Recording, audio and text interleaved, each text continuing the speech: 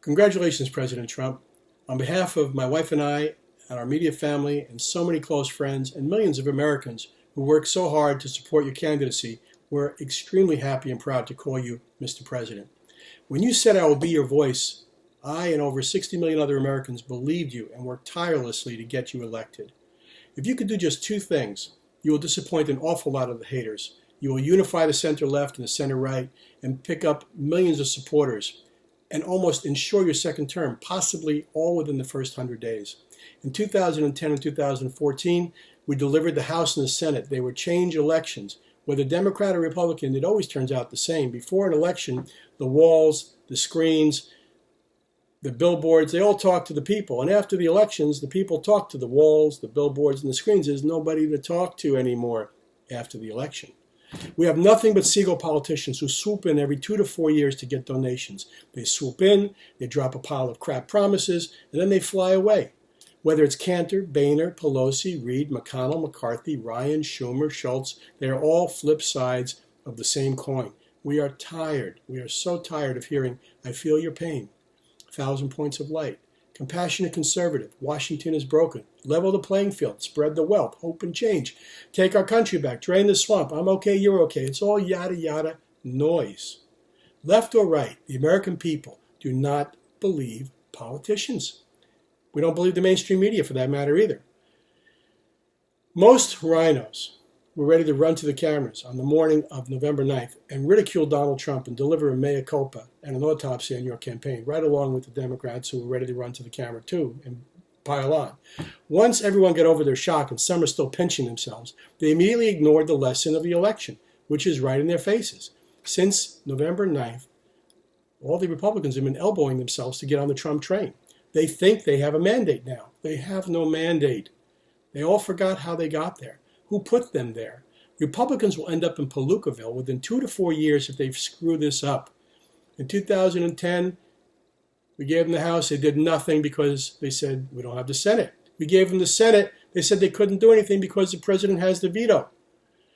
I can't stand George Will's smug elitism, but he said one thing after the election that was useful, and that's this. The American people, Republicans and Democrats, reject condescension. Damn straight. We believe you have an incredible and historic opportunity, President Trump, to unify the country, all Republicans and a good chunk of Democrats behind a Trump administration, moving the country forward and neutering the criticism along the way from the dishonest mainstream media and the lobbyists and the DC insiders in charge. You could neuter them all just by doing two things. One, term limits. Our country was built on citizen soldiers and citizen servants. It was never meant to be career politicians. Congressman McCarthy said, Donald J. Trump listened to the forgotten voices, and he will be their voice, and that's what we're going to do. He also said in the next sentence, I set the agenda. That troubles me greatly. Senator McConnell's comments on term limits, quote, we already have them. They're called elections. That's offensive to me and millions of other Americans. Who the hell do these people think they are? Term limits, they don't want it. McConnell's response shows he doesn't get it, and he doesn't care to get it. Senator McCarthy said it, but he doesn't mean it. Congressman McCarthy said it, he doesn't mean it. Politicians make promises. They come in for the money, and then they disappear. They forgot what happened with Cantor, Boehner, Pelosi, Reid, all of them.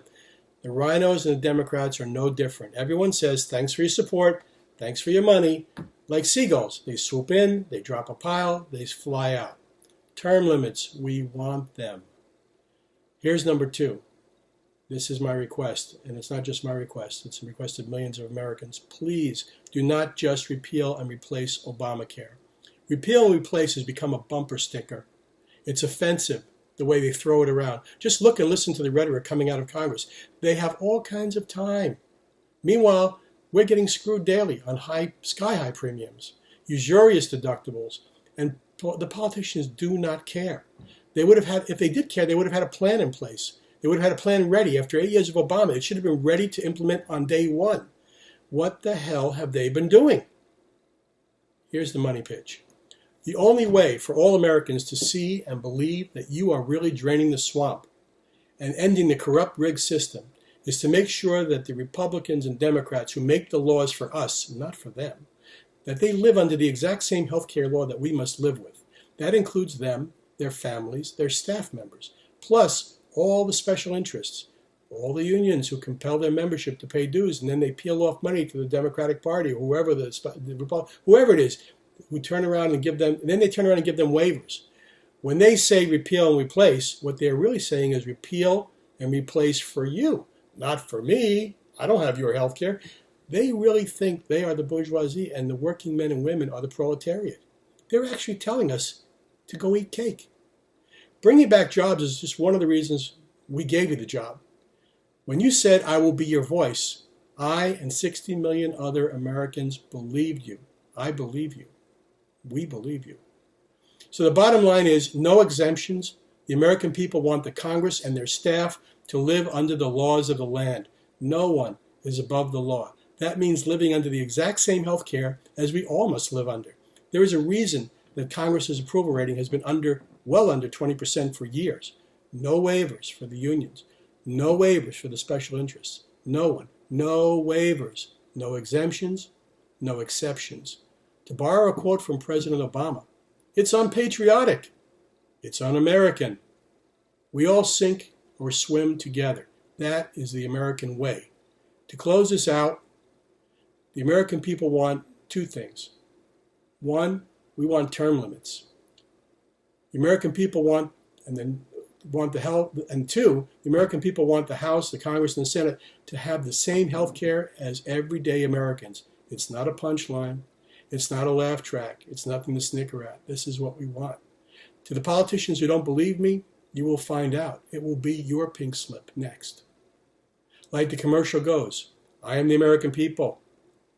So I say to President Trump, to you, President Trump, we voted for you. We didn't vote for Senator Clinton, Secretary Clinton. We didn't vote for the rhinos. We support and are behind you, not with the rhinos. They wanted you to fail. They expected you to fail. They were prepared with their speeches. They weren't prepared with their speeches for you to succeed. We want and we need you to succeed. The American people just pulled the country back from the abyss and gave you the presidency, the leadership of the free world. This is not the establishment's show. To them we say, we do not believe you. We do not trust you. President Trump, this is your contract with the American people. Want to make sure the Congress is on board, that they don't fight you? Just put it on the ballot. Go directly to the American people. Tweet it out. Ask the American people, do you want this on the ballot? We will respond. They don't have to bring it up for a vote. We'll bury their offices. We'll swamp them. They will hear from us. Just go direct. We're waiting. Put it on the ballot or come directly. You will see over 100 million Americans unified and supporting those two issues. God bless, Godspeed, and God bless America. Thank you.